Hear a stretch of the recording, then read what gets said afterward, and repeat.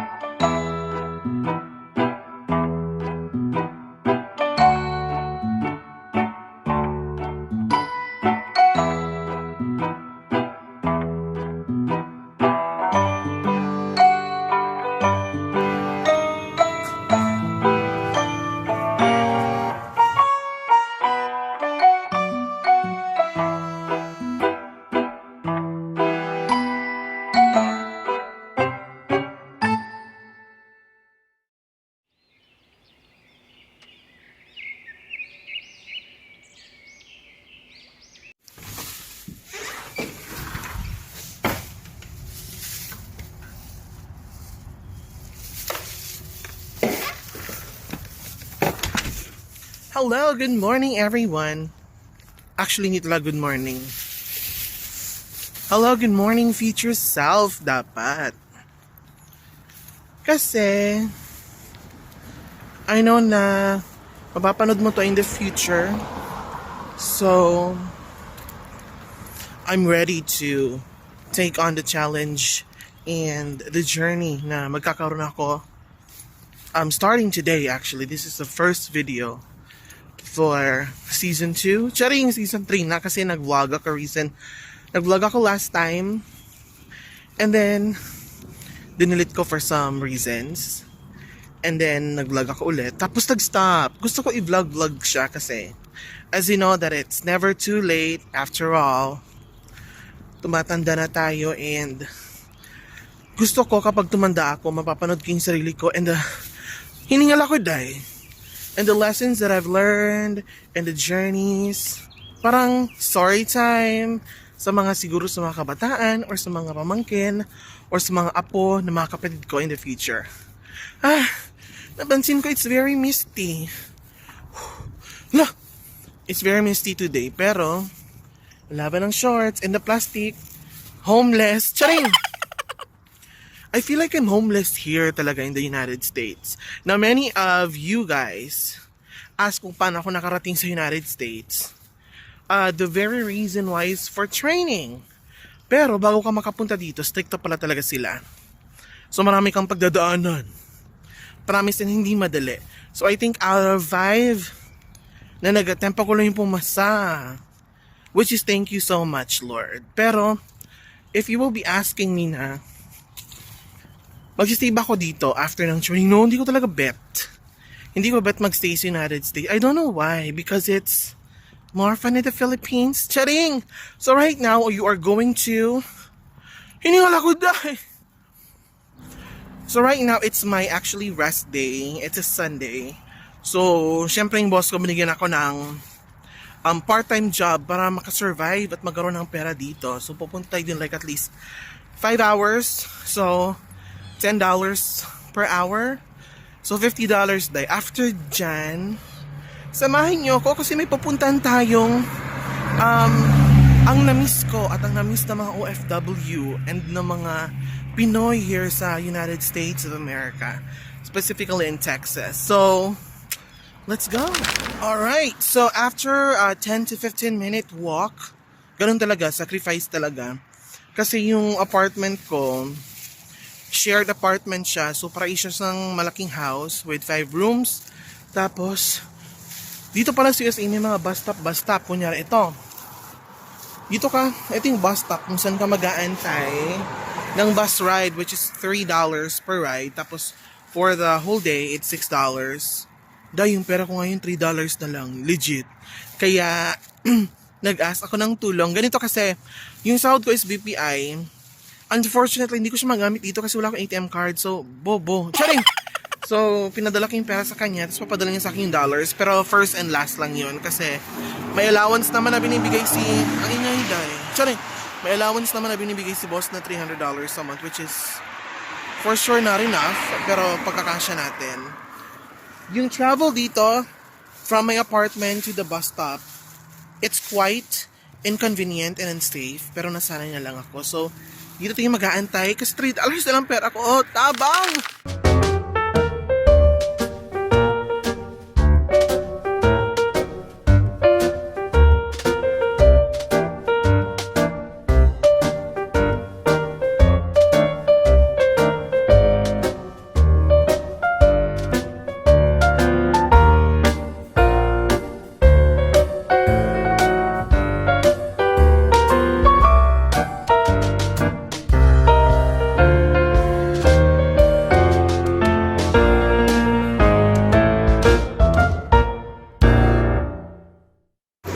Ayan, nakababa na tayo. First stop, biglang umaraw, pero at least di masyadong mainit. So, this is Fiesta. Dahil dito sa United States, walang tindahan. So, paano ako bibili ng shampoo na tag-10? Wala talaga siyang tindahan, dahil. Although may pharmacy, may mga... And, by the way, dito pala sa USA, ang dami talaga nilang mga offices. Yung mga small offices ng home and auto insurance. Kasi nga, requirement pala dito, kapag walang home and auto insurance, katapusan mo na. Charing! So, aside from that, meron tayong mga... Wait lang, ayoko dito dumaan, dahil. Idadaan. Ang ina. Charing.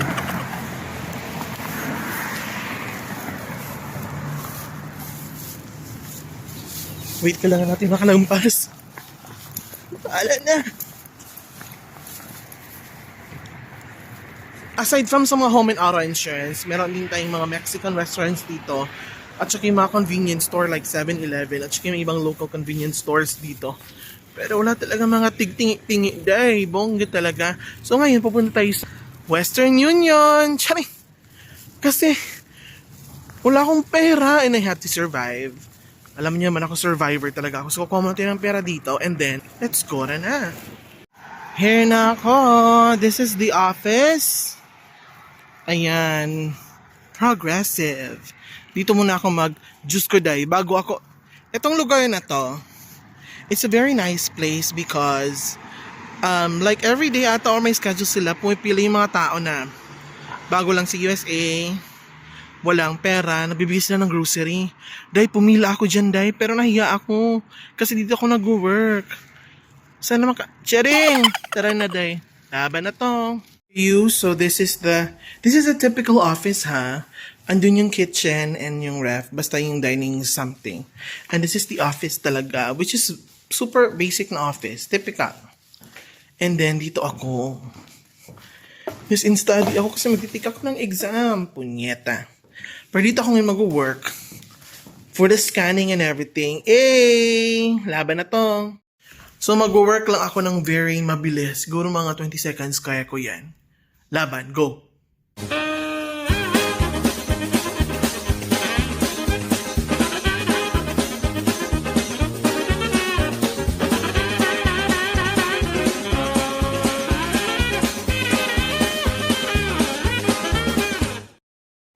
Hi! So, out na me.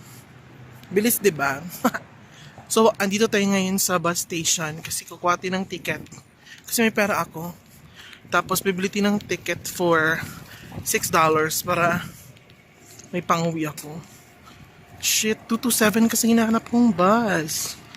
Sana meron, bibili mo na ako. Nakababa na ako. Ito ang chika, girl! May pupuntahan talaga ako dapat today kasi nag-crave nga ako, so nag-effort talaga ako. Chinak ko na talaga sa computer kanina. Dahil hindi ko na-screenshot dahil na-screenshot ko lang yung address, hindi yung directions. Bobo! So pagdating ko dito, buti na lang may O'Connor kasi 4835 road siya. So feeling ko na sa 47 na ako. So dito na lang ako maghahanap. Good luck to me. Sana mahanap ko siya. Punyemas! So kahit gano'n nyo ako iwala-wala, matalino talaga ako dahil O'Connor 490. So dito lang, nahanap ko na.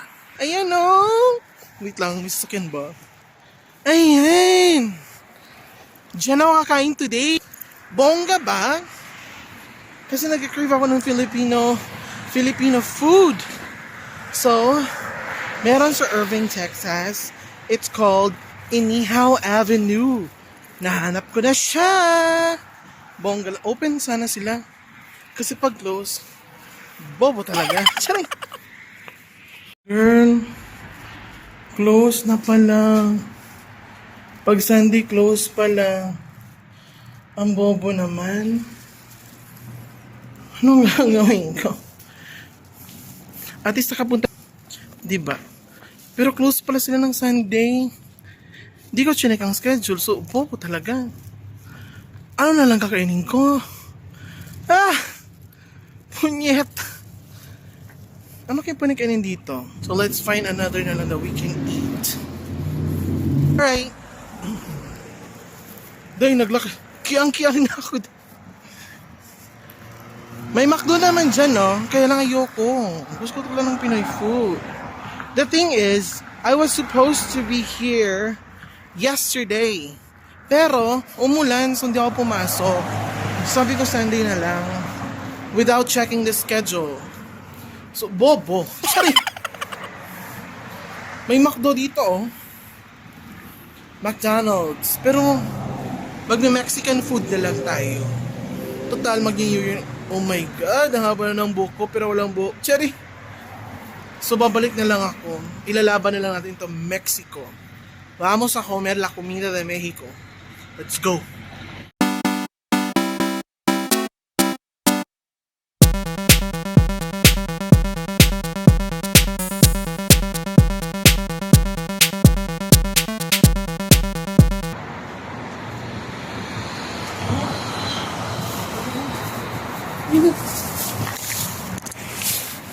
I think this is the bus. I thank you, Lord. Ayan. So, nakababa na ako. Day, legit. Mercy talaga ako, day. Gutom na talaga ako. Sharing. So, bumalik sa fiesta kaninang morning, di ba? Para nakita niyo yun. Ngayon, hanap tayo. Marami naman kasi options dito. May Wingstop. Merong chicken and fried rice. Little Caesars. Pero yun ang bet ko, oh. Puntahan natin. One moment, please. Ay. Are they long? Ay. Hanggang 3 p.m. Close na. Girl! Bet ko sana to dito. 3 p.m. close na eh. For na day. Buti na lang nasa fiesta ako. Di ba? What a journey it has been. What a journey it has been. Oh! Sharing!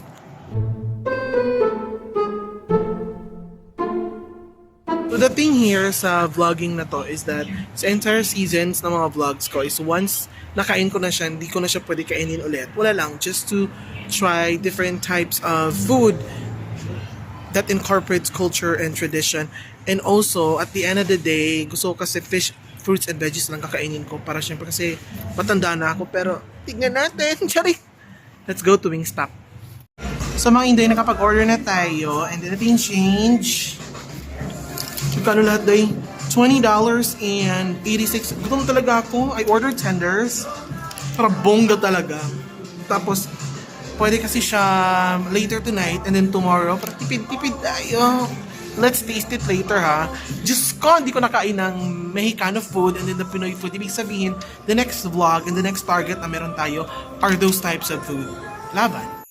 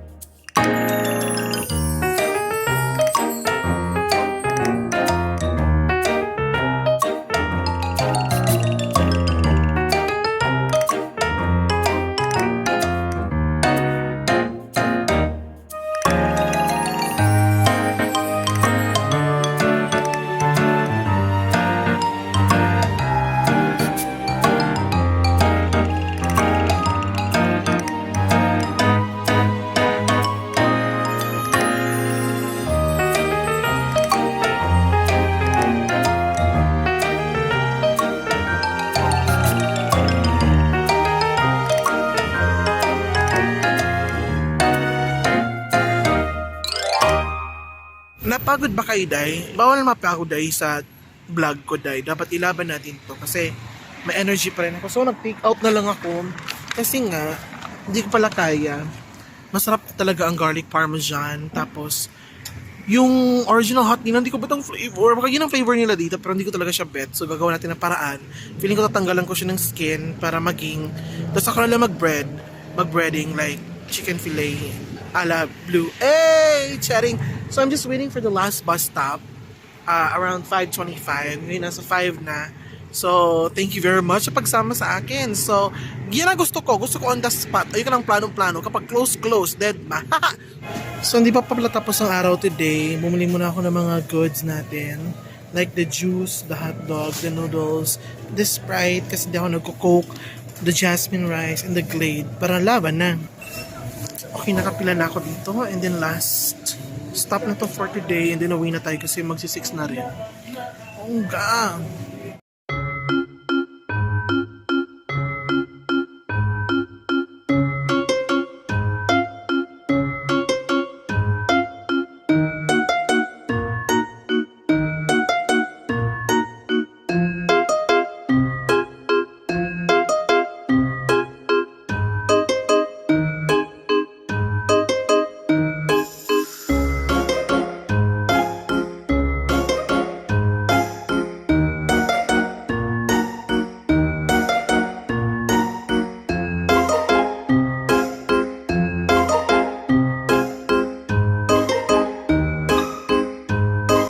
Alright, I'm done for today. Thank you very much, future self, for watching this video. Alam ko maging proud ka sa akin kasi meron akong maglaba and then maging bobo. So until the next journey, goodbye.